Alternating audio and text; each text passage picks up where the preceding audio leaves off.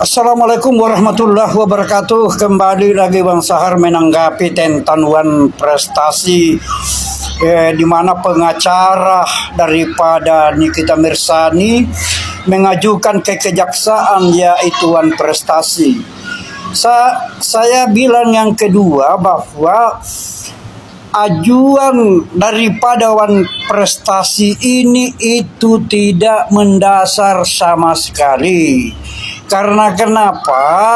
Tidak ada bukti yang tertulis dan tidak memiliki kekuatan hukum di dalam melakukan suatu apa yang dinamakan selama ini kesepakatan kerja untuk mempromosikan daripada barang atau produk dari Dr. Reza Gladys.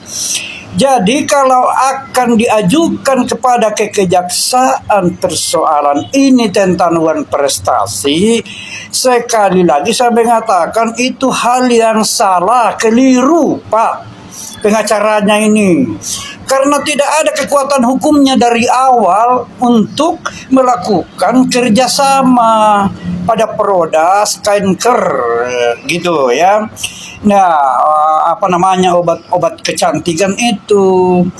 Jadi saya rasa akan banyak yang membingungkan, akan banyak yang menanggapi untuk tidak ada suatu dasar hukumnya Wan Prestasi itu. Dan tidak dirugikan, tidak usah mengalihkan suatu kasus di mana ada pemerasan itu di sana. Jadi mari kita melihat daripada riwayat dari awal sehingga sekarang kita selalu mengumandangkan, selalu kita mengutamakan, selalu kita memprioritaskan priority of kasus yaitu Wan Prestasi.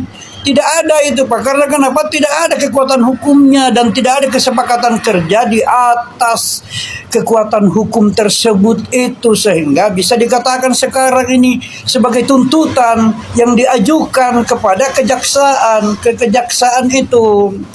Jadi Nikita Mirzani tersebut sudah ada di Lapas Pondok Bambu, ya biasa disebut dengan penjara wanita. Itu akan menunggu nanti persidangan. Ya kalau memang disetujui, artinya disepakati oleh jaksa tersebut bahwa hal ini Wan Prestasi itu bisa diterima. Apa maksud daripada jaksa meminta bukti tambahan? Nah, karena itu ada kecurigaan jaksa itu kepada Wan Prestasi, karena dia juga mengetahui dari awal kronologisnya. Oke, salam Bang Sahar Advokat.